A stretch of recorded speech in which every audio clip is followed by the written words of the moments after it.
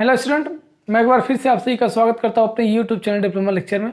आज हम बात करने वाले हैं डबली रेनफोर्स्ड बीम के डिज़ाइन के बारे में। तो इसके पहले के लेक्चर में हमने पढ़ा कि डबली रेनफोर्स्ड बीम का अगर डिज़ाइन करना हुआ तो हम कौन कौन से स्टेप फॉलो करते हैं, फिर बीम को डिज़ाइन करते हैं। तो आज उन्हीं स्टेप को फॉलो करके हम एक न्यूमेरिकल सॉल्व करेंगे और बीम को डिज़ाइन करेंगे।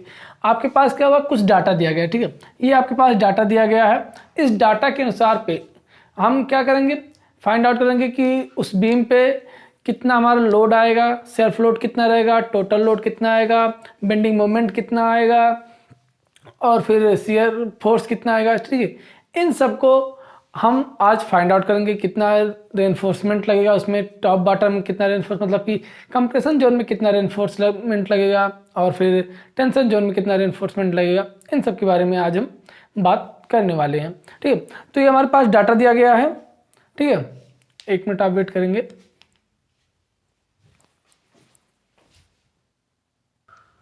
तो देखते हैं हम, ठीक है। ये हमारे पास क्वेश्चन में क्या क्या डाटा गिवन दिया गया, बी जो विड्थ है, ठीक है। विड्थ हमारी बीम की वो दिया गया कितना है 240 mm और इसकी टोटल डेप्थ कितना दिया गया हमारे पास 500 mm। और अगर हमको इसकी इफेक्टिव डेप्थ की जांच करनी, ठीक है, तो क्या करेंगे, हमारे पास 30 mm का क्लियर कवर दिया गया, इफेक्टिव कवर दिया गया, ठीक है। इफेक्टिव कवर जब हम फाइंड मतलब कि टोटल डेप्थ में से क्या करेंगे, इफेक्टिव कवर को माइनस करते हैं तो हमारे पास कौन सा डाटा आता है, इफेक्टिव डेप्थ निकल के आता है, ठीक है। और जो स्पैन हमारा दिया गया है, बीम का टोटल स्पैन जो इफेक्टिव स्पैन दिया गया है वो हमारे पास 5 मीटर, जिसको हम एल से डिनोट करते हैं। और बीम पे जो हमारा लाइव लोड आ रहा है वो यूडीएल आ रहा है 40 किलो न्यूटन पर मीटर का। और M20 की ग्रेड यूज करनी है, M20 ग्रेड की यूज हमारे पास कंक्रीट यूज करनी है और Fe415 ग्रेड की हमारे पास स्टील यूज करनी है, ठीक है। तो ये हमारे पास डाटा दिए गए हैं। अब इन डाटा के बेसिस पे क्या करेंगे, हम क्वेश्चन सॉल्व करेंगे और अपने बीम को डिजाइन करेंगे, ठीक है। तो अब हम देखते हैं। सबसे पहले हमने आपको क्या बताया था, जब हम आपको स्टेप बता रहे थे कि कौन कौन से स्टेप आपको फॉलो करने हैं, तो तब हमने आपको बताया था कि सबसे पहले उसमें जो सेल्फ लोड आ रहे हैं, बीम का जो सेल्फ लोड है उसको फाइंड आउट करते हैं। फैक्टर लोड फाइंड आउट करते हैं जिसको हम डिजाइन लोड बोलते हैं। और फिर डिजाइन मोमेंट फाइंड आउट करते हैं, ठीक है। एक एक स्टेप फाइंड आउट करते हैं। तो देखते हैं, एक एक स्टेप आप ध्यान दीजिएगा, ठीक है। यहाँ पे स्टेप आपके लिए बहुत ही मायने रखता है कि पहले कौन सा स्टेप फाइंड आउट करेंगे, फिर सेकंड कौन सा स्टेप फाइंड आउट करेंगे। ये आपके लिए बहुत ही मायने रखता है, ठीक है। तो अब हम देखते हैं, पहले क्या हमारे पास ये सारी डाटा दिया गया है, ठीक है। अब हम क्या करेंगे,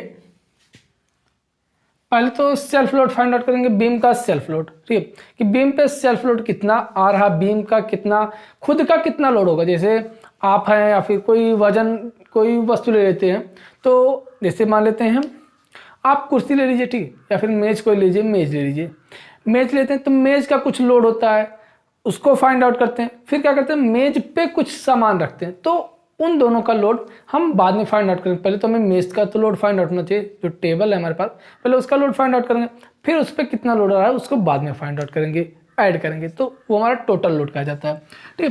तो ये क्या हुआ हमारा, अब सेल्फ लोड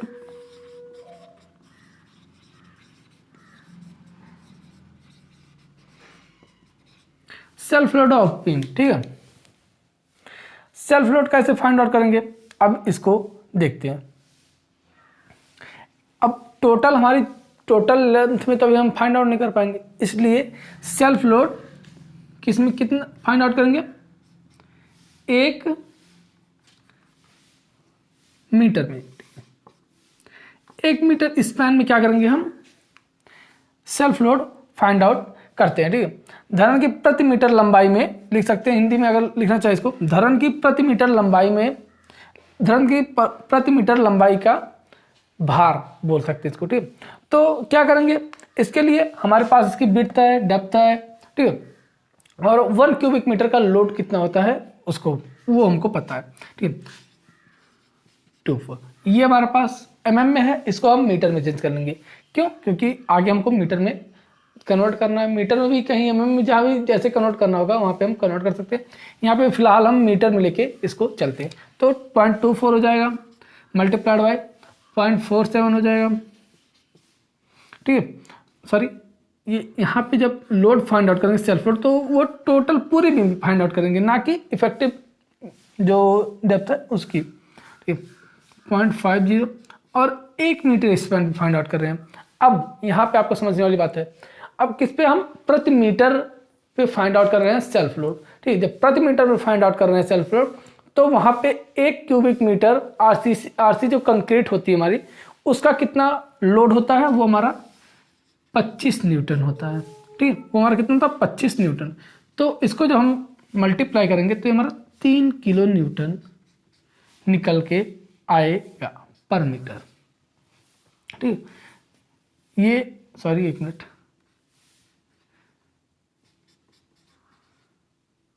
हाँ, ये हमारा 3 किलो न्यूटन पर मीटर निकल के आएगा। ये हमारा कितना होता है, एक जो ये हमारा 25 गुणे 10⁻³ आप सोच रहे होंगे ये कहाँ से है, तो ये कुछ यूं आया कि जो हमारा जैसे ये क्या हुआ, कोई बीम है, ये 3 मीटर क्यूब का माने थे, 1 मीटर क्यूब, 1 मीटर क्यूब और 1 मीटर क्यूब। जो 1 मीटर क्यूब हमारे कंक्रीट ब्लॉक का जो वेट होता है वो कितना होता है, वो 25 गुणे 10⁻³ मतलब कि 25 गुणे 10⁻³ न्यूटन बोल सकते हैं। अब इसको जब हम यहाँ पे ये अगर यहाँ पे ये 25 अगर लिखेंगे तो ये किलो न्यूटन होगा, लेकिन अगर 25 गुणे 10⁻³ लिखते हैं तो हमारा न्यूटन होगा। ठीक है, हाँ, 25 गुणे 10⁻³ लिखते हैं तो न्यूटन होगा, 25 लिखेंगे तो किलो न्यूटन होगा। तो यहाँ पे हम 25 लिखते हो, यहाँ पे हमारा किलो न्यूटन में निकल के आ रहा है। आप यहाँ पे ब्रैकेट में लिख सकते हैं कि 1 क्यूबिक मीटर आरसी कंक्रीट का जो वेट होता है वो कितना होता है, 25 गुणे 10⁻³ न्यूटन। ठीक है, ये आप इतना याद रखिएगा। तो ये हमारा सेल्फ लोड हुआ बीम का। अब हमारे पास जो यूडीएल लोड आ रहा है ऊपर से कितना आ रहा है, वो 40 किलोमीटर पर मीटर का आ रहा है। तो self load plus UDL load, total हमारा लोड कितना आ रहा है बीम पे, बीम सहित हमारा लोड वो पता चल जाएगा। ठीक है,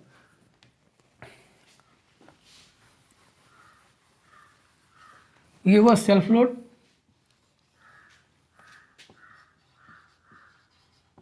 टोटल लोड 43 किलो न्यूटन का ये हमारा आ रहा है ऊपर, सॉरी 1 मिनट, ये 40 का ऊपर से आ रहा है और 3 किलो न्यूटन बीम का है, तो ये टोटल हमारा 43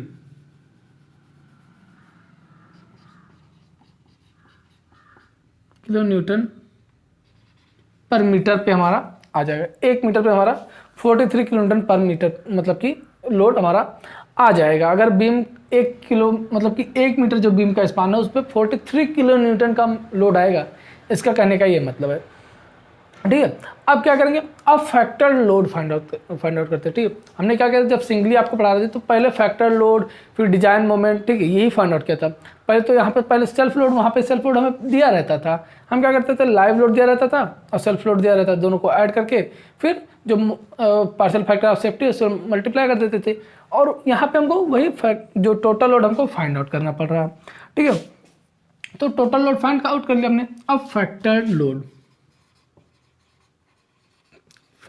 लोड क्या होता है, WU, इसको हम WU बोल देते हैं, इंटू 1.5 बराबर 43 इंटू 1.5। जब इसको मल्टीप्लाई करेंगे, ठीक है, तो ये हमारा कितना निकल के आएगा, 64.5 किलो न्यूटन पर मीटर। ठीक है, ये हमारा 64.5 किलो न्यूटन पर मीटर हमारा फैक्टर लोड निकल के आएगा। नेक्स्ट स्टेप हम क्या करते हैं, जो हम डिजाइन मोमेंट होता है उसको फाइंड आउट करते हैं। सॉरी, अब डिजाइन मोमेंट फाइंड आउट करने के लिए क्या हमने आपको फार्मूला बताया था, सॉरी, डिजाइन मोमेंट के लिए हमने आपको फार्मूला बताया था, MU से इसको डिनोट करते हैं। ठीक है, किससे, MU से डिनोट करते हैं, ये WU इंटू L² अपॉन में 8। WU हमारे पास कितना है, ये 43, 1 मिनट, ये ये WU नहीं है, इसको हम W लिखते हैं, ये हमारा WU होता है। तो WU 64.5 multiplied by L square. L हमारे पास कितना दिया गया है यहाँ पे 5 मीटर, तो ये 5 का स्क्वायर अपॉन में 8। ठीक है, तो अब इसको हम सॉल्व करेंगे। ठीक है, आप कैलकुलेटर लेके बैठिए। हम हमेशा आपसे कहते हैं जब न्यूमेरिकल आपको सॉल्व कराया जाए तो आप कैलकुलेटर लेके बैठिए। ठीक है, कैलकुलेटर लेके बैठने से क्या होता है कि आपके पास जो जैसे मान लेते हैं हम सॉल्व कर रहे हैं, ठीक, ये मान लेते हैं हमने मल्टीप्लाई किया, बाई चांस यहाँ पे कुछ मिस्टेक है तो जब आप खुद सॉल्व करेंगे तो आपको अच्छे से समझ में आएगा। और अगर आप खुद से मतलब कि नहीं सॉल्व कर रहे हैं, बस देख ले रहे हैं, वीडियो देख ले रहे हैं, तो ये आपके लिए नुकसान है, हमारे लिए कुछ नहीं। हम आपको बता रहे हैं, समझा रहे हैं, ये अगर आप नहीं उसको सॉल्व कर रहे हैं तो ये आपका नुकसान है, हमारा कोई नुकसान नहीं। ठीक है, इसलिए हम कहते हैं कि आपसे कैलकुलेटर लेके बैठिए और क्वेश्चन साथ में सॉल्व कीजिए। जैसे हम लगा रहे हैं, आपको स्टेप तो हमने आप बता दिया, अब क्वेश्चन भी हमने आपको दे दिया। अब आप चाहें तो हम जैसे ये लगा रहे हैं, मोमेंट निकाल रहे हैं, ठीक है, डिजाइन मोमेंट निकाल रहे हैं, आप चाहे तो इसके ये फाइंड आउट करके हमसे जल्दी और फिर आगे वाला स्टेप भी फाइंड आउट कर सकते हैं, शियर फोर्स फाइंड आउट कर सकते हैं। ठीक, तो इसलिए कहते हैं अब इसको जब हम सॉल्व करेंगे तो कितना आएगा 201.56 समथिंग आएगा। ठीक है, इसको हम लगभग 202 किलो न्यूटन मीटर मोमेंट है, किलो न्यूटन मीटर, ये हमारा निकल के आएगा। ठीक है, ये क्या हुआ, हमारा डिजाइन मोमेंट तक हुआ। अब नेक्स्ट स्टेप आप स्क्रीनशॉट ले सकते हैं इसका चाहे तो। ठीक है, फिर क्योंकि देख रहे हैं आप स्पेस नहीं है यहाँ पे, इसलिए थोड़ा सा आप स्क्रीनशॉट ले लीजिए। ठीक, फिर हम आगे बढ़ते हैं। आपकी स्क्रीनशॉट हो गया होगा क्वेश्चन। हाँ, क्वेश्चन ये M20 था और ये FE 415 था। ये हमने आपको नहीं बताया क्या होता है। ठीक, M20 ग्रेड की कंक्रीट है। M20 ग्रेड की कंक्रीट का जो हमारा स्ट्रेस होता है, परमिसिबल स्ट्रेस होता है, वो कितना होता है 20 न्यूटन पर mm स्क्वायर। और जो FE 415 का हमारा परमिसिबल स्ट्रेस होता है वो कितना होता है 415 न्यूटन पर mm स्क्वायर। ठीक, ये आपको याद रखना है। अब हम इसको इरेज करते हैं।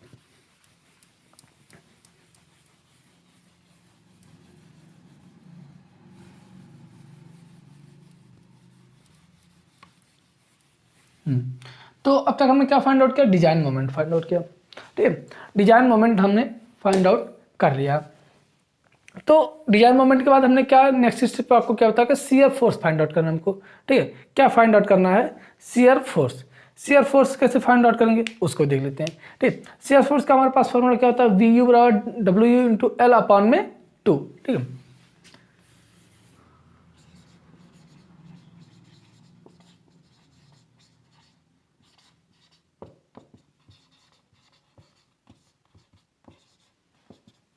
ठीक, WU इंटू L अपॉन में 2, ये हमारे पास शियर फोर्स का फॉर्मूला होता है। शियर फोर्स का फॉर्मूला ये होगा। अब इसमें हम शियर फोर्स फाइंड आउट कर लेते हैं।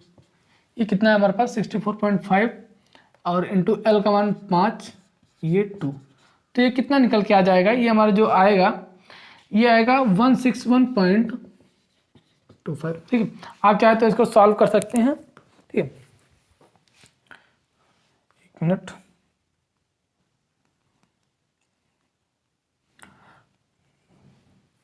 ये 64.5 मल्टीप्लाइड बाई 5 और डिवाइडेड बाई 2, 161.25, ये हमारा किलो न्यूटन निकल के आया। इसको जब हम न्यूटन में चेंज करेंगे तो ये 161.250 न्यूटन। ठीक, ये हमारा शियर फोर्स निकल के आया, मतलब कि जो बीम है हमारे पास, ठीक, बीम पे इतना शियर फोर्स हमारा आएगा, टोटल शियर फोर्स और मोमेंट, डिजाइन मोमेंट, इतने के लिए हम डिजाइन करेंगे अपने बीम को, मोमेंट, इतने मोमेंट के लिए डिजाइन करेंगे। नेक्स्ट हमको MR, ठीक है, MU लिमिट जिसको हम बोल रहे हैं। ठीक है, MU लिमिट क्या है, सीमांत प्रतिरोध आघूर्ण। ठीक है, बोल सकते हैं इसको लिमिटिंग मोमेंट ऑफ रेजिस्टेंस। ठीक, लिमिटिंग मोमेंट ऑफ रेजिस्टेंस इसको बोल सकते हैं। तो उसको फाइंड आउट करेंगे MU लिमिट। ठीक, MU लिमिट के लिए हमने आपको फॉर्मूला बताया था, MU limit 0.36 FCK XU limit B ठीक है। ये इसके बाद d माइनस 0.42 XU लिमिट, ये फार्मूला हमने आपको बताया हुआ था। किसके लिए? MU लिमिट के लिए यह फार्मूला हमने आपको बताया हुआ था। अब यहाँ पे सारी चीज़ें तो हमको पता है, FCK पता है, D पता है, लेकिन B भी पता है। ये क्या पता हमको? XU लिमिट नहीं पता है। XU लिमिट के लिए हमने आपको क्या फार्मूला बताया था? XU लिमिट के लिए जो हमने आपको फार्मूला बताया था, हमारे पास 3 ग्रेड की क्या कहते हैं, एक मिनट, हमारे पास 3 ग्रेड की स्टील थी। कौन कौन?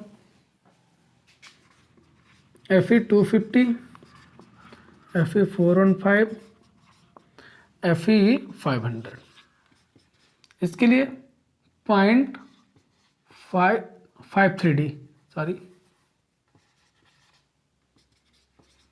0.48D, 0.47D, ये हमने आपको बताया था XU लिमिट का मान। ठीक है, ये हमने आपको बताया था XU लिमिट का मान। यहाँ से क्या है, हमें किस ग्रेड की कंक्रीट हमने यूज किया है? Fe 415। ठीक, Fe 415 का हमने ग्रेड का कंक्रीट यूज किया, तो उसके लिए क्या हमारे पास 0.48D, इस फॉर्मूले से क्या कहते हैं हम आराम से फाइंड आउट कर सकते हैं किसका मान? XU लिमिट का मान। तो हम देखते हैं,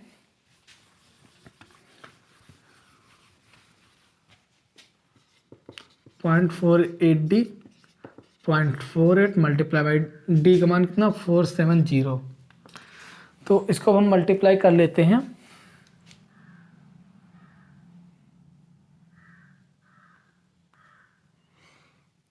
.48 मल्टीप्लाइड बाई 470, तो ये 225.6, कितना? 225.6, ये हमारे पास इतना आएगा। अब इसमें हम इस वैल्यू को रखेंगे 225.6।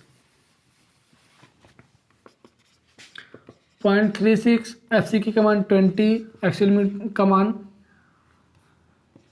225.6, B का मान हमारे पास कितना था? 240। अब यहाँ पे ध्यान दीजिए, यहाँ पे हम मीटर में नहीं, सारी चीज़ें mm में रख रहे हैं। ठीक है, ये जो हमारा था FCK का मान कितना था? न्यूटन पर mm स्क्वायर 20। ठीक है, तो हमने न्यूटन पर mm स्क्वायर, और ये भी हमारा mm में ही आएगा। जब 0.42 D हमारा कितना था? वो भी 470 mm था, उसको भी हमने mm में रखा, तो ये भी mm में है, तो इसलिए हम B को भी mm में ही रखेंगे। तो ये 470 माइनस 0.42 मल्टीप्लाइड बाई 22, इसको हम हल्का सा इरेज कर देते हैं, फिर लिखते हैं 225.6। ठीक, अब इसको भी सॉल्व कर लेते हैं, देख लेते हैं कितना आएगा।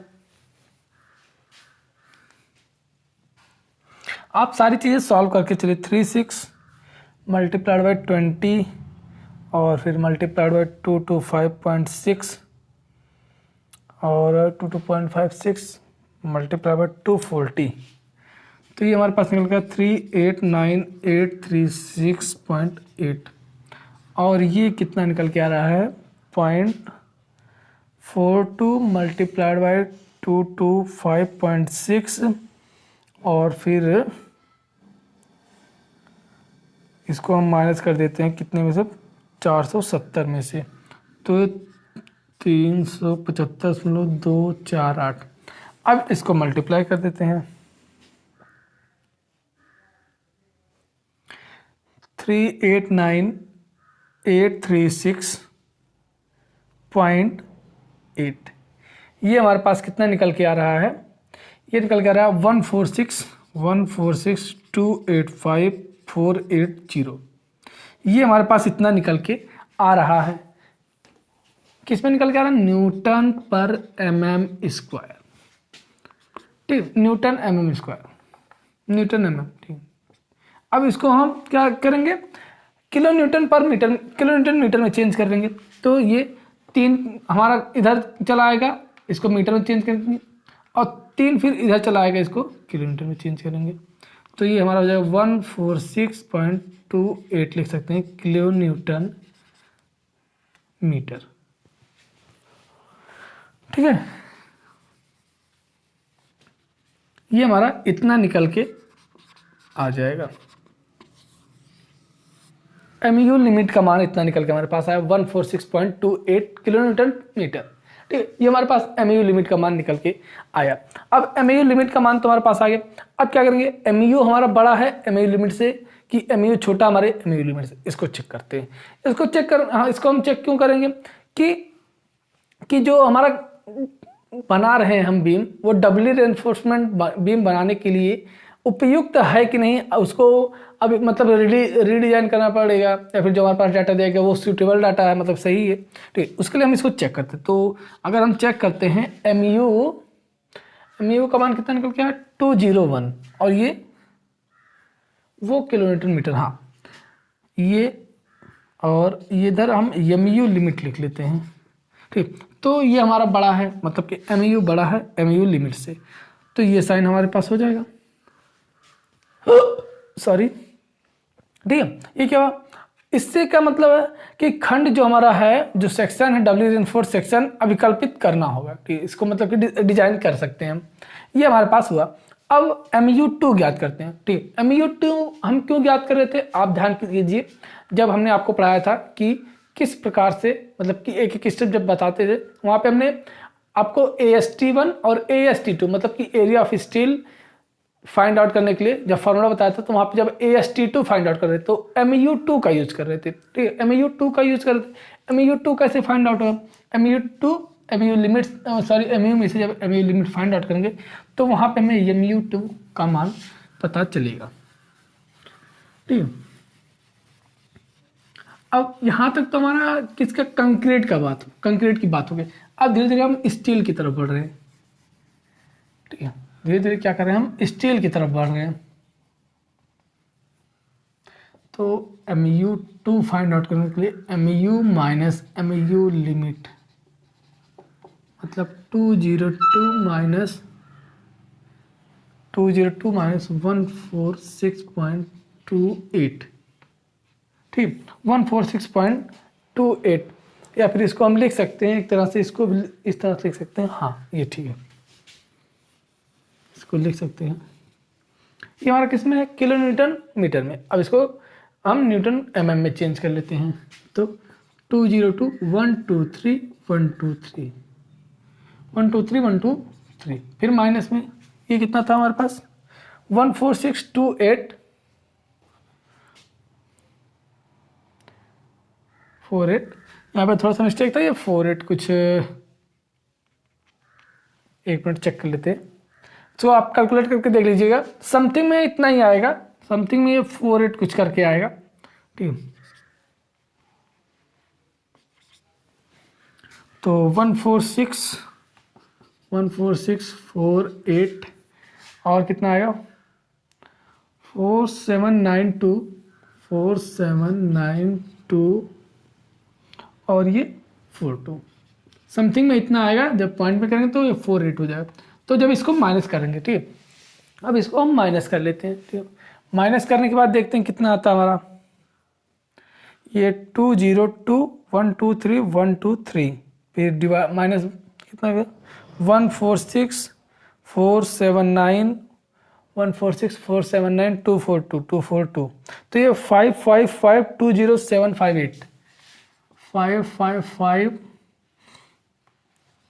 20758 ये हमारा इतना आएगा, ये न्यूटन mm में। अब इसको भी अगर हम चेंज करना चाहें किसमें, अगर इसको हम किलोमीटर में चेंज करना चाहें तो फिर वही 3 पॉइंट मतलब 55.52 हो जाएगा। ठीक, तो इसको हम चेंज नहीं करते हैं, न्यूटन mm में ही लेके हम सॉल्व करते हैं। अब हम आगे चलते हैं नेक्स्ट। अब यहाँ तक तो हमें फाइंड आउट हो गया, शियर फोर्स फाइंड आउट हो गया, बेंडिंग मोमेंट फाइंड आउट हो गया, जिसको हम डिजाइन मोमेंट बोल रहे हैं। अब हम नेक्स्ट स्टेप में क्या करेंगे, AST1। ठीक है, AST1 क्या है, जो स्टील हम फाइंड आउट कर रहे हैं। ठीक, चाहे हम AST1 एक चीज, दो चीज यहाँ पे है, AST ASC, ये हमने आपको बताया हुआ है क्या होता है। A for area, S for steel, T for tension, मतलब area of steel in tension zone. इसी प्रकार area steel compression, area of steel in compression zone. ठीक है, इसको आप याद रखिएगा, ये बहुत कंफ्यूज कर देता है कभी कभी बच्चों को, स्टूडेंट्स को कंफ्यूज कर देता है, तो ये आप अच्छे से ध्यान रखिएगा। ठीक है, तो पहले तो हम फाइंड आउट करते हैं एक एक स्टेप। तो ये हमारा MU2 निकल के आया। अब यहाँ से क्या कर सकते हैं हम, AST1 AST2 और ASC। ठीक है, AST1 AST2 और ASC फाइंड आउट करते हैं। सबसे पहले हम AST1 फाइंड आउट करते हैं। ठीक है, हमने क्या बताया था, स्टील फाइंड आउट करने के लिए अब AST1 इसके लिए फॉर्मूला होता था MU लिमिट अपॉन में। ठीक, अपॉन में क्या बताया था, 0.87 FYD माइनस 0.42 XU लिमिट। ठीक, XU लिमिट को ही XU मैक्स भी हम बोल देते हैं। ठीक, तो इसमें क्या करते हैं, हम वैल्यू पुट करके आराम से AST1 का मान का फाइंड आउट कर सकते हैं। यहाँ पे आराम से फाइंड आउट करते हैं। MU लिमिट का मान यहाँ से देखते हैं 146। ठीक है,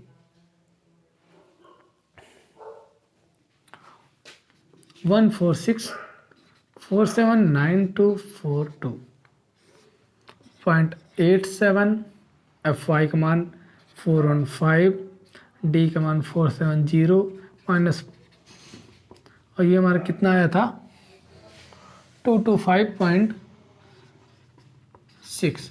ठीक, इसको हम सॉल्व कर लेते हैं। इसको जब सॉल्व करेंगे तो हमारा कितना AST1 का मान निकल के आएगा, ये हमारा जाएगा 1082 mm²। ठीक है, ये हमारा AST1 का मान निकल के आया, मतलब area of steel, first area of steel का मान निकल के। दो तरह का हम इसमें स्टील डालते हैं, जब डबली रेनफोर्स डिजाइन करते हैं बीम का, तो वहाँ पे दो तरह की स्टील हम टेंशन जोन में डालते हैं। तो उसके लिए हम AST1 भी फाइंड आउट करते हैं, फिर AST2 फाइंड आउट करते हैं। ठीक, तो ये हमारा AST1 फाइंड आउट हो गया। अब दूसरा AST2।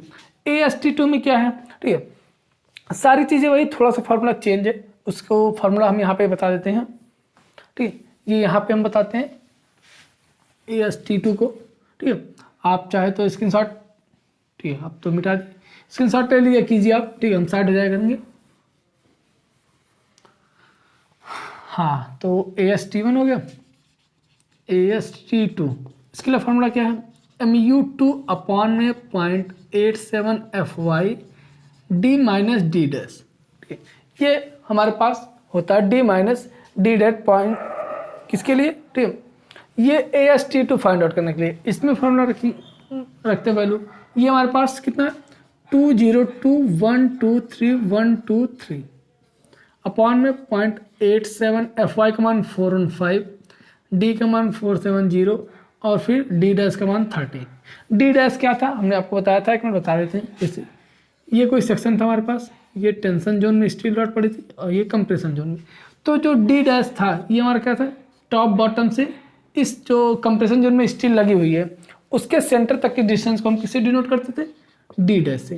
ठीक है, मतलब कि इसको बोल सकते हैं तरह से इफेक्टिव कवर जो हमारा होता है वही क्या कहलाता है, D डैश वही हमारा होता है। ठीक है, तो ये हुआ हमारा D डैश। D डैश हमारा कितना था, 30 था। अब इसको हम सॉल्व कर लेते हैं। ठीक है, जब इसको हम सॉल्व करेंगे तो ये हमारा कितना निकल के आएगा, 350 mm²। ये हमारे पास AST1 निकल के आया, AST2 निकल के आया, मतलब कि टोटल हमारा टेंशन जोन में कितना स्टील लगेगा, इन दोनों को हम अगर हम जोड़ देते हैं तो हमारा टोटल टेंशन जोन में जो स्टील लगेगा उसका मान निकल के आएगा।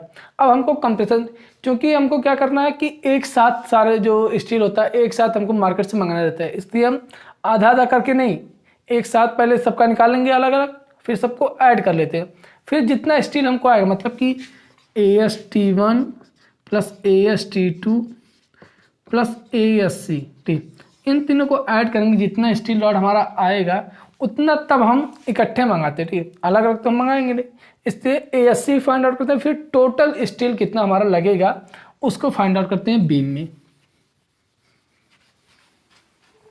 ठीक है,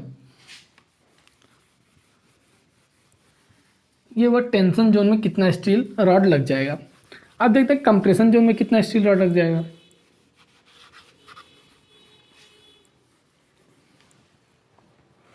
कंप्रेशन जोन में देखते हैं स्टील रॉड कितना हमारा लग जाए। तो कंप्रेशन जोन के लिए A80 इसको हम, ठीक है, A80 से इसको यहाँ पे हम लिख देते हैं टेंशन जोन, और यहाँ पे कंप्रेशन जोन, ठीक है। A80 अब यहाँ से हम फाइंड आउट करते हैं। तो इसके लिए फॉर्मूला क्या होता है, mu2 अपॉन FSC। अब यहाँ पे FSC आपको FSC into D minus D dash, ये mu2 तो आपको समझ में आ रहा, कहाँ से आया, डी डैश समझ में आ रहा, लेकिन FSC आपको यहाँ पे समझ में नहीं आ रहा होगा कि क्या होगा जो FSC है। FSC क्या होता है, पहले तो हम एक टेबल हमने आपको शायद बताना भूल गए थे, तो वो आप नोट्स में देख लीजिएगा, ठीक है। टेबल आपकी बुक में दिया गया D और D डैश के बीच में, ठीक है, D और D डैश के बीच में एक, पहले इसका मान कितना आएगा हमारे पास, D डैश अपॉन में D है, ठीक है। D डैश अपॉन में D मतलब कि 30/470, जितना भी आएगा ये समथिंग आएगा 0.406, ठीक, 0.06 समथिंग आएगा। अब इस D डैश के लिए हमारे पास टेबल एक दिया गया बुक में, अगर हम IS कोड देखते हैं तो वहाँ पे 456 IS कोड है, वहाँ पे देखेंगे D डैश और D के बीच में एक टेबल, मतलब कि इसके और FSC के बीच में एक टेबल दिया गया है, वहाँ से हम FSC का मान फाइंड आउट करते हैं। डायरेक्ट इसका मान फाइंड आउट करने का कोई फार्मूला नहीं होता है, ये हमको कोड प्रेफर करता है, जितना प्रेफर किया जाता है उतना ही हमको लेना है, इसमें कोई चेंजिंग नहीं की जाती। तो इस वैल्यू के लिए हमारे पास जो ये होता हमारा FSC का मान, वो कितना होता है, ये 353 हमारा कोड में दिया गया है।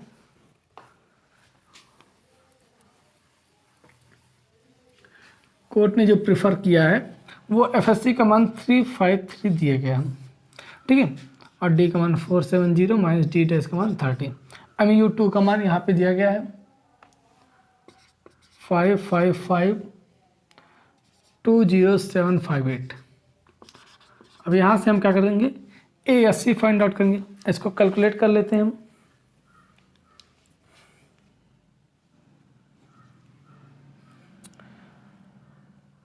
(470 माइनस मल्टीप्लाइड बाय 353, ये आ रहा नीचे, ये 555,20758 डिवाइडेड बाई 155,320। अब इसको हम डिवाइड करते हैं, तो 555,20758 डिवाइडेड बाई 155,320, तो ये हमारा समथिंग आएगा 357.46, ठीक, समथिंग इतना mm² हमारा स्टील एरिया आ जाएगा कंप्रेशन जोन में, ठीक है। कंप्रेशन जोन में समथिंग इतना हमारा स्टील का एरिया निकल के आ जाएगा, इसको हम समथिंग लिख सकते हैं 358 mm², ठीक है। तो ये हमारा टेंशन जोन में निकल के आ गया, कंप्रेशन जोन में निकल के आ गया। अब टेंशन जोन के लिए हमारा कितना रॉड लगेगा और कंप्रेशन जोन के लिए कितना रॉड लगेगा, यहाँ पे हम चाहे तो इसको फाइंड आउट करने के बाद, ठीक है, यहीं पे हम एक चीज़, इसको फाइंड आउट करने से पहले, ठीक है, इसको कंप्रेशन जोन वाले जो हम स्टील डाल रहे हैं कंप्रेशन जोन में, उसको फाइंड आउट करने से पहले क्या करते हैं हम, ये जो टेंशन जोन में स्टील रॉड, ये तो हमारा एरिया निकल के आए टेंशन जोन का, ठीक है। अब कितना रॉड लगेगा, ठीक, कितना नंबर्स ऑफ रॉड हमारे लगेंगे टेंशन जोन में और कंप्रेशन जोन में, तो उसके लिए क्या करेंगे, AST इसको लिखते हैं, ठीक है, AST1 प्लस AST2, तो ये 1082 प्लस ये 350, ये कितना आ जाएगा हमारा 2 3 और ये 4, इतना हमारे पास हो जाएगा, ठीक है। ये हमारे पास AST टोटल हो जाएगा, मतलब कि टेंशन जोन का जो एरिया है हमारा इतना निकल के आ जाएगा। अब एक सुटेबल डाया का हम मान लेते हैं कि इतने डाया का हमको स्टील इसमें यूज करना है टेंशन जोन में, और इतने डाया का हमको कंप्रेशन जोन में स्टील यूज करना है, ठीक है। तो टेंशन जोन के लिए हम मान लेते हैं कि 20 mm फाई का हमको यूज करना है, लेट 20 mm फाई कि डाया का हम यूज करते हैं स्टील रॉड, तो उसके लिए क्या करेंगे, हमको numbers of bar find out करने हैं। Numbers of bar find out करने के लिए क्या करेंगे हम, पहले तो एक रॉड का एरिया फाइंड आउट करेंगे। ठीक, एक रॉड का एरिया फाइंड आउट करने के लिए क्या कहते हैं, हमारे पास फॉर्मूला होता है π/4 इंटू डी स्क्वायर। ठीक, तो π/4 इंटू 20 यहाँ से हमारा एक रॉड का एरिया फाइंड आउट होकर आएगा। फिर एक रॉड के एरिया से इसको हम अगर A1 से डिनोट करते हैं, ठीक, A1 का कुछ वैल्यू आएगा, फाइंड आउट कर लेते हैं इसको।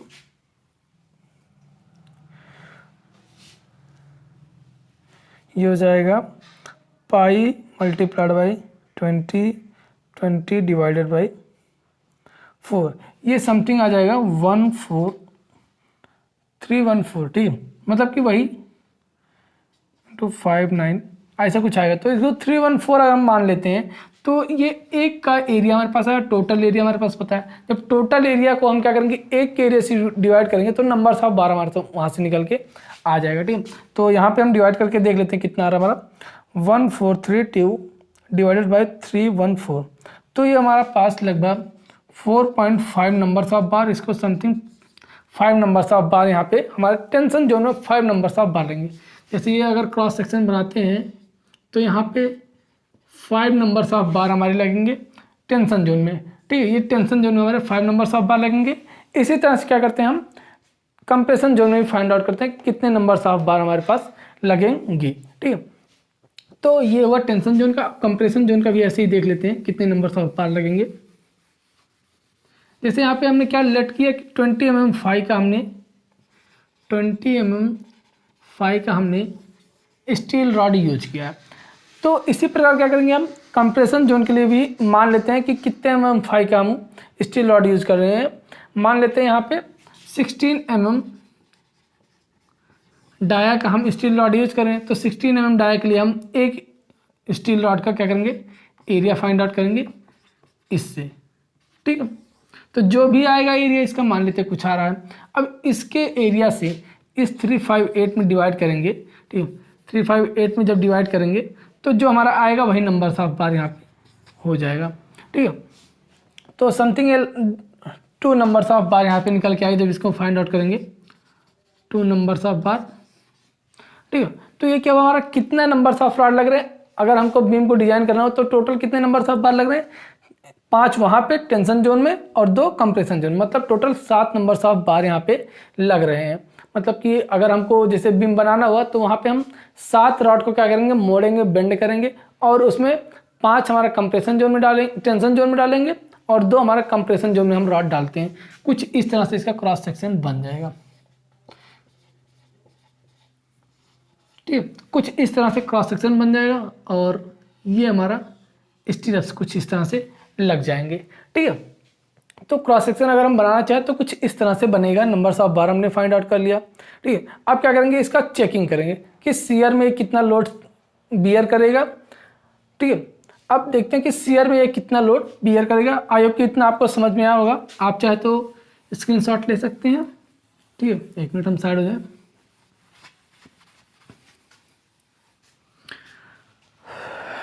ठीक है, तो आई होप कि आप सभी को समझ में आ रहा होगा कैसे हम सॉल्व कर रहे हैं, क्या क्या चीज़ कैसे फाइंड आउट कर रहे हैं। ठीक है, अब हम देखते हैं नेक्स्ट स्टेप, इसका चेक करते हैं कि शियर में कितना ये लोड हमारा बियर कर सकते हैं। जो हमारा शियर फोर्स कितना आया था, लगभग 161.250 लगभग हमारा इतना किलो न्यूटन में हमारा आया था। देखते हैं कि ये हमारा इतना बियर कर पाएगा फिर नहीं, मतलब कि शियर में इसका चेकिंग करते हैं। शियर में चेक करते हैं ये कि कितना कैसे क्या है। ठीक है, तो शियर में चेक करने के लिए हमने आपको फार्मूला बताया था। पहले तो शियर फोर्स फाइंड आउट करेंगे, फिर शियर स्ट्रेस फाइंड आउट करते हैं। ठीक है, शियर फोर्स फाइंड आउट करने के लिए हमने आपको फार्मूला बताया था,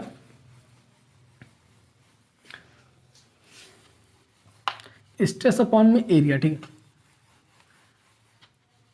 पहले तो शियर फोर्स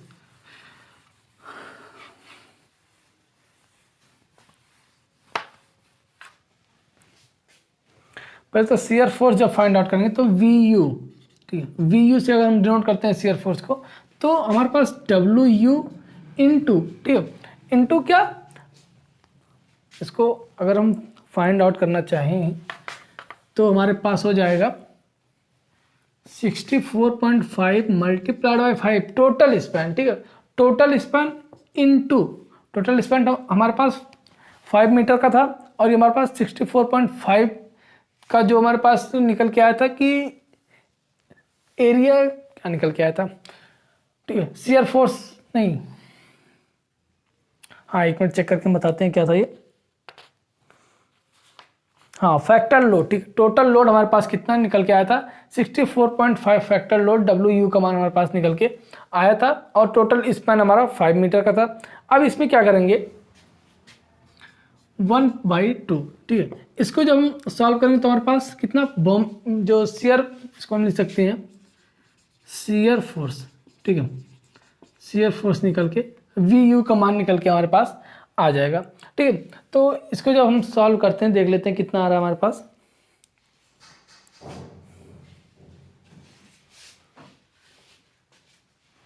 इसको हम सॉल्व करते हैं तो ये हमारा आएगा 64.5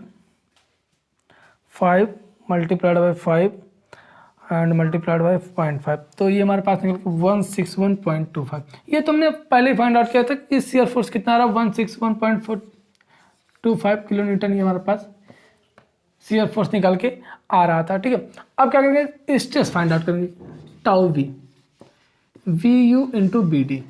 स्ट्रेस क्या होता है फोर्स अपॉन में एरिया, फोर्स अपॉन में एरिया, फोर्स हमारे पास 161.25, एरिया B हमारे पास 240, ठीक, ये हमारे न्यूटन में होगा 240 और इंटू 470, ठीक। अब इसको हम सॉल्व कर लेते हैं तो ये हमारा हो जाएगा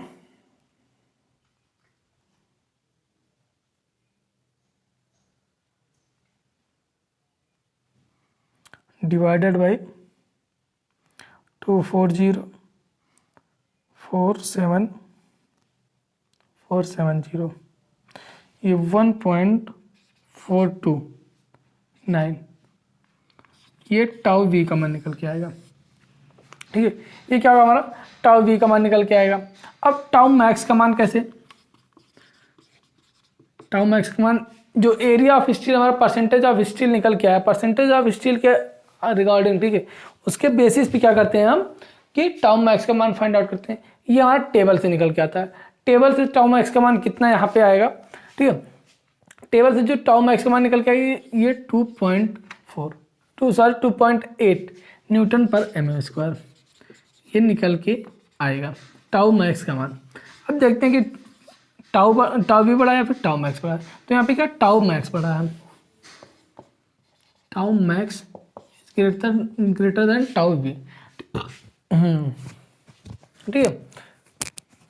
अब जब टाउ मैक्स हमारा टाउ वी से बड़ा है तो यहाँ पे क्या होता है कि हमने क्या कंप्रेशन टेंशन जो हमने कितने स्टील रॉड डाल रहे थे 5 स्टील रॉड डाल रहे थे, तो यहाँ पे करेंगे 3 तो हम सीधा से ले जाएंगे, लेकिन 2 को आलम्ब से जो हमारे सपोर्ट से L/7 की डिस्टेंस पे, ठीक है, L/7 की डिस्टेंस से क्या करते हैं यहाँ से कर्टेल कर देंगे,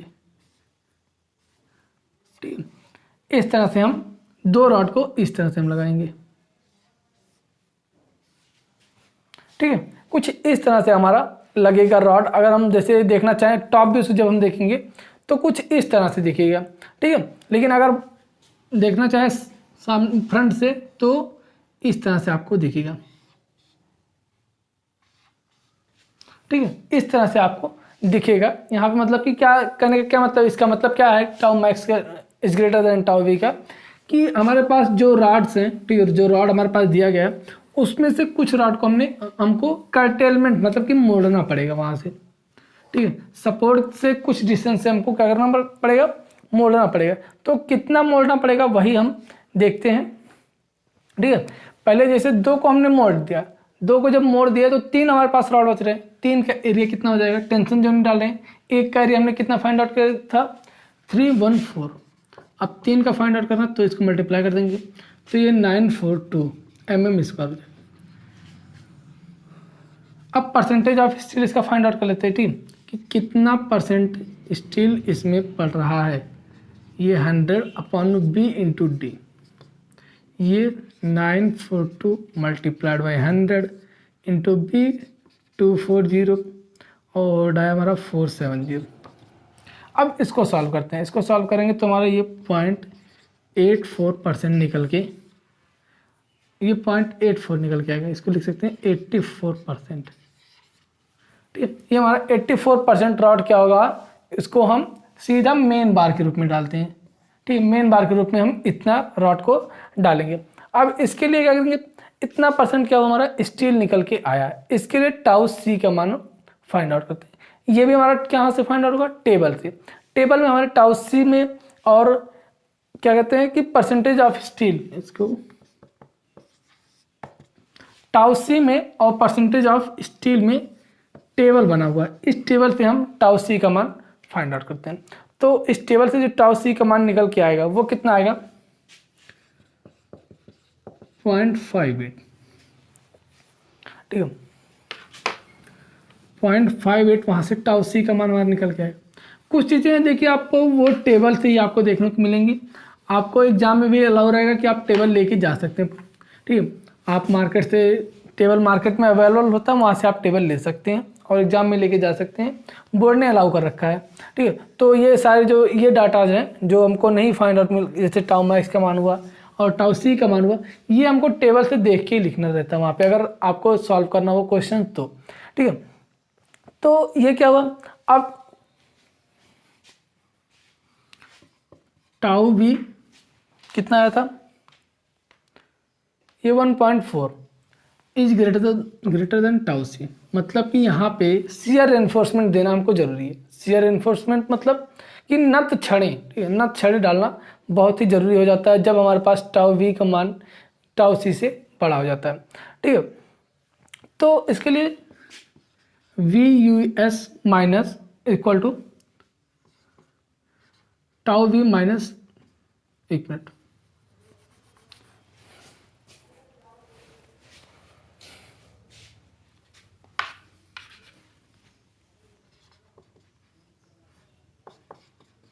टाउ सी बी डी, यहाँ से हम वी यू एस का मान फाइंड आउट करते हैं। ठीक है, तो यहाँ से पता चला कि कितना कर्टेल जो नत डाली गई है वो कितना कर्टेल किया गया।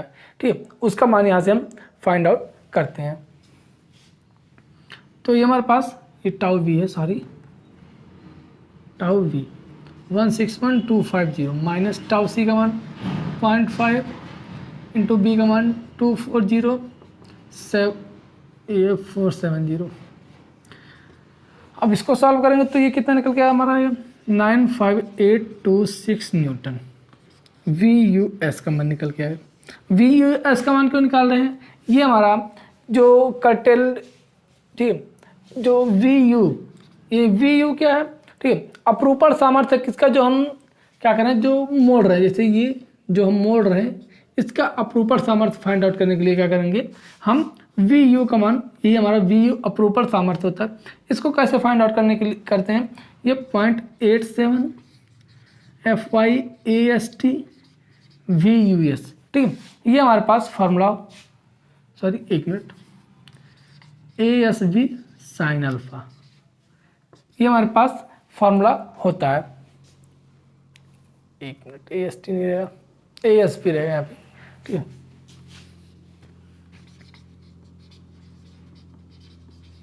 यहाँ से हम कितना इसका जो सामर्थ्य होगा, जो हम मोड़ रहे हैं इसका, ठीक है, इसका कितना सामर्थ्य होगा यहाँ से ये निकल के आएगा। ये जनरली क्या करते हैं, हम 45 पे मोड़ते हैं। 45 पे क्यों बेंड करते हैं, ये हमने आपको बताया था कहाँ पे, जब हम शियर स्ट्रेंथ और बेंडिंग मोमेंट, आप sorry development length, shear strength and development length पढ़ाया, तो वहाँ पे हमने बताया था कि जो क्रैक्स जनरेट होते हैं बीम में, जनरली वो 45 पे या फिर 135 पे इस तरह से या फिर कुछ इस तरह से हमारे पास क्रैक्स जनरेट होते हैं। मतलब 45 पे अगर इधर से देखें तो ये 135 और इधर से देखें तो 45 पे क्रैक्स जनरेट होते हैं। तो इसीलिए हम यहाँ पे अल्फ़ा का मान 45 लेके सॉल्व करते हैं। 0.87 FY का मान 415 ASV, ठीक, ASV क्या है, अब यहाँ पे इसको चेक करते हैं। ठीक है, ASV एरिया ऑफ किसका है, जो हम ये बेंड कर रहे हैं। दो रॉड को क्या कर रहे हैं, हम बेंड कर रहे हैं। एक रॉड का हमारे पास कितना है एरिया, 314, इसमें 2 से हमने मल्टीप्लाई कर दिया और ये sin 45। अब इसको जब हम सॉल्व करते हैं VU, जब इसको सॉल्व करेंगे तो ये हमारा कितना निकल के आएगा 160305 न्यूटन। मतलब कि ये जो हमारा जिसको हम ये बेंड कर रहे हैं ये इतने न्यूटन, ठीक, 160305 न्यूटन लोड को बियर कर सकता है। ये दो छड़ें, ठीक, जो दो छड़ें केवल इतना लोड बियर कर सकती हैं, ठीक है। इससे ज़्यादा अगर लोड इस पर आ गया तो ये फेल हो जाएंगे, मतलब कि बीम में क्रैश आपके आ जाएंगी, ठीक है। अब ये तो हमारा हुआ कि कितना बार लगेगा, कहाँ पे लगेगा। अब स्टेप्स की बात कर लेते हैं कि स्टेप्स कितने लगेंगे, कितनी कितनी डिस्टेंस पे, मतलब कि उसका पिच कितना होगा, इन सब की बात हम करते हैं। आई होप कि इतना आपको समझ में आएगा कि शियर चेक कैसे करते हैं, कितना शियर फोर्स कहाँ पे आ रहा है, उसको कैसे हम दूर करेंगे, ठीक है। ये आपको थोड़ा सा ओवर जा रहा है क्योंकि न्यूमेरिकल बड़ा है, ठीक है, बहुत बड़ा न्यूमेरिकल है और बार बार मिटाना पड़ रहा है। तो आप एक एक स्टेप जब सॉल्व करेंगे खुद से कॉपी में तो आपको और अच्छे से समझ में आएगा, ठीक है। तो ये हुआ शियर चेक तक की बात, ठीक है।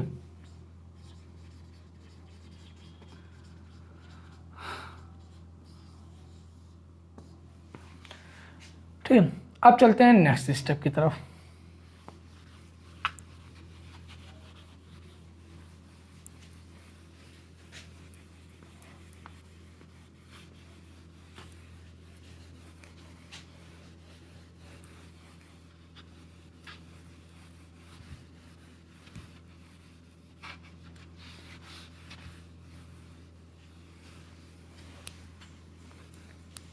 तो आगे हम देखते हैं कि इसमें स्टेप्स कैसे लगेंगे, कितने स्टेप्स लगने हैं, स्पेसिंग क्या होनी है, ठीक है।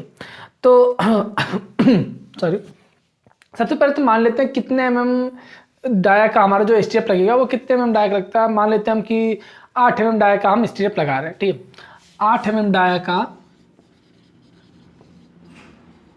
स्टीरअप लगा रहे हैं हम इसमें, और 2 लेग स्टीरअप है मान लेते हैं, ठीक है। 2 लेग स्टीरअप 8 डाया का है। अब इसके लिए क्या करेंगे, हम स्पेसिंग जिसको हम पिच बोलते हैं वो फाइंड आउट करेंगे, और एरिया ऑफ स्टील पहले एरिया फाइंड आउट करेंगे एक का, फिर उसके बाद क्या करेंगे उसमें फिर स्पेसिंग फाइंड आउट करना है, ठीक है। बाकी सब हमने आपको कंप्लीट करवा दिया, बस स्पेसिंग रह गया सॉरी। तो पहले तो एरिया ज्ञात करेंगे, सॉरी ASP 2 लेग स्टीरअप मतलब कि 2 multiplied by π/4 d square 2 into π/4 into 8 into 8 4 2 जा 8 2 2 4 मतलब कि पाई, इसको सॉल्व करेंगे तो आ जाएगा ये 100.6 mm स्क्वायर।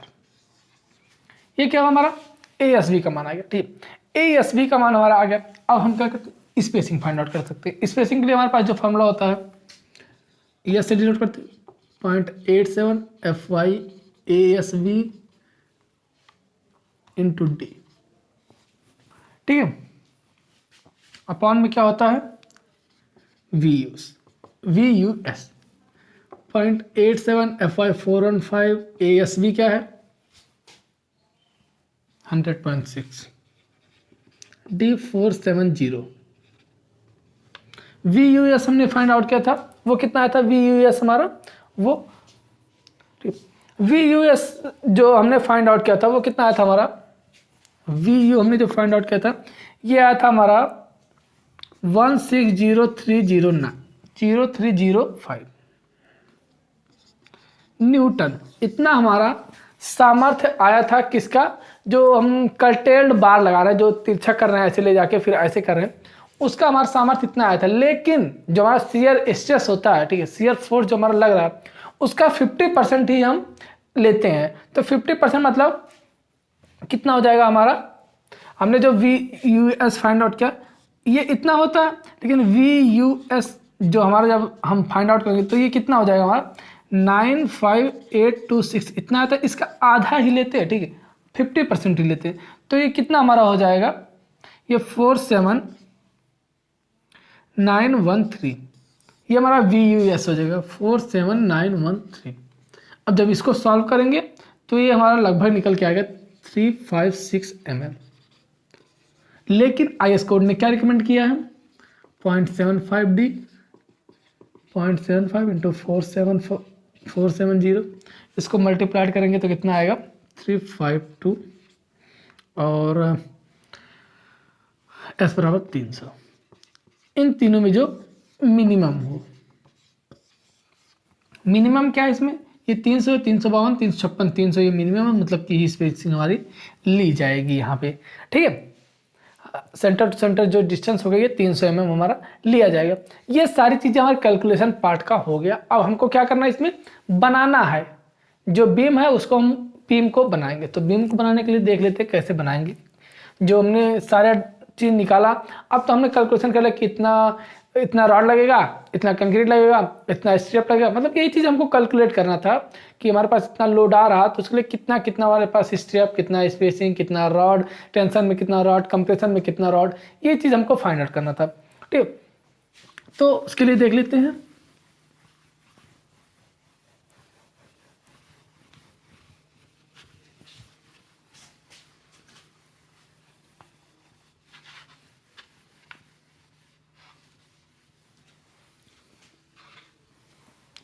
आई होप कि आप सभी को सारी चीज़ें समझ में आ रही होंगी अच्छी से। ठीक है, तो जो हमको बनाना है क्या, बीम, ये मान लेते हैं कुछ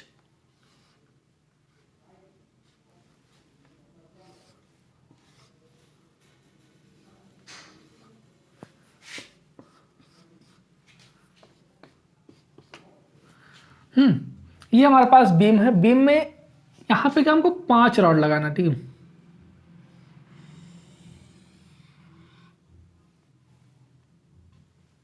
ये तो जब हम क्या कर रहे हैं, इसको जब हम कैसे देख रहे हैं, जैसे मान लेते हैं, 1 मिनट, ये रॉड मान लेते हैं, हमारा रॉड लगा हुआ। ठीक है, ये ऐसे रहेगा, ऐसे रहता। ठीक है, ये क्या कुछ ऐसे रहेगा। सो जब हम ऊपर से देखेंगे, ठीक है, जब ऊपर से देखेंगे तीनों बार हमें दिखेगी, तीनों दिखेगी, लेकिन जब इसको सामने से आप देख रहे हैं तो कितनी दिख रही है, केवल एक। ठीक है, एक लाइन दिख रही है। लेकिन जब ये यहाँ से कर्टेला भी हो जाए तो ये हमारी कुछ यहाँ से ये ऐसे कर्टेल हो जाएगी। और इसी तरह हमारा टेंशन जोन वाला भी दिखेगा। ठीक है, ये हमारा टेंशन जोन में भी होगा। ठीक, ये हमारे पास अब स्पेसिंग इसमें 300 mm,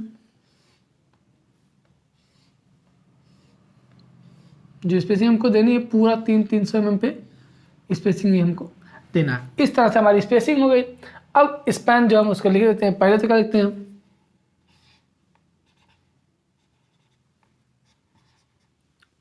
5 नंबर्स ऑफ बार 25। ठीक है,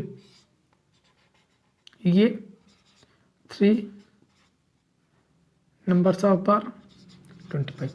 अब आप सोच रहे हैं ये 5 है, यहाँ 3 क्यों लिख दिया गया। देखिए यहाँ तक तो ये हमारा 5 आया, लेकिन यहाँ से 2 हमने कर्टेल कर दिया था। जो 2 हमारा शेयर को बियर करने के लिए ये 2 हमने मोड़ दिया था। तो ये हमारा वही चीज़ है। ठीक है, यहाँ पे आज के ये 3 हो जाएगा, यहाँ पे तो हमारा 5 रहेगा, लेकिन यहाँ से मुड़ गया तो ये हमारा 3 यहाँ पे रह जाएगा। ठीक है, इसलिए हमको ये 3 नंबर ऑफ बार 20 का लगेगा। इसको हम लिख सकते हैं, ये कितना बार हमारा लगा था, ये 2 नंबर्स ऑफ बार 16 का लगा था, और प्लस 2 नंबर्स ऑफ बार ये 10 mm 5 का लगेगा एंकर बार। ठीक है, ये क्या है हमारी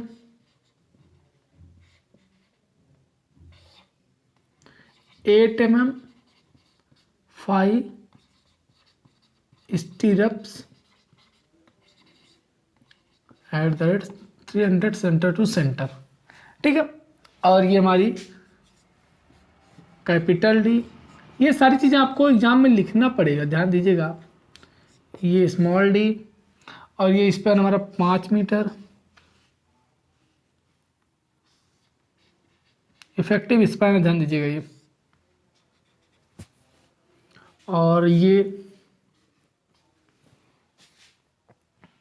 कितना हुक दिया जाएगा उसको लिखना पड़ेगा। ठीक है, और कुछ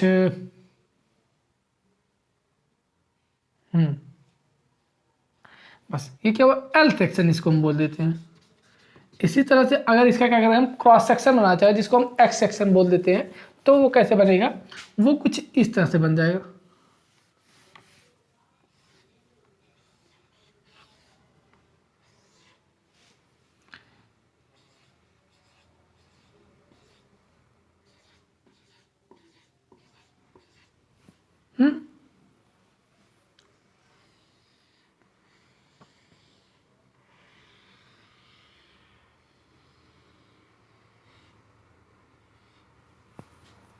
इस तरह से कुछ हमारा लगेगा, ठीक है। इस तरह से कुछ लगेगा, ये क्या हो जाएगा, ये हमारा स्टीरअप हो जाएगा, और इसको हम बोल देते हैं 216 और प्लस 210, ठीक है, एंकर बार सहित। ठीक, इसमें एंकर बार भी लगे हैं, बाकी दो कंप्रेशन जोन में हमारे लगे ही है।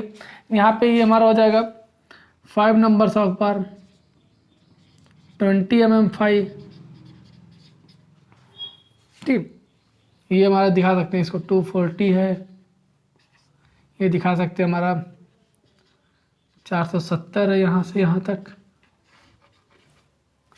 हाँ ठीक है 470, ठीक। तो ये सारी चीज़ें आप दिखा सकते हैं कैसे क्या है, ये इस तरह से बनेगा जब हम इसको बनाएंगे, ठीक। आप चाहे तो स्क्रीनशॉट ले सकते हैं, ठीक है। तो आई होप कि हो गया होगा, ठीक। तो अब तो ये हुआ हमारा क्या, डबली रेनफोर्स्ड बीम का डिजाइन कैसे करते हैं। थ्योरी पार्ट हमने इसके पहले के लेक्चर में बताया, और ये न्यूमेरिकल पार्ट हुआ और डिजाइनिंग पार्ट हुआ। तो आज के लिए बस इतना रखते हैं। अगर आपको वीडियो अच्छी लगी हो तो वीडियो को लाइक कीजिए, चैनल पर नए हैं तो चैनल को सब्सक्राइब कीजिए। मिलते हैं आपसे नेक्स्ट वीडियो में नेक्स्ट लेक्चर के साथ, तब तक के लिए धन्यवाद, थैंक यू।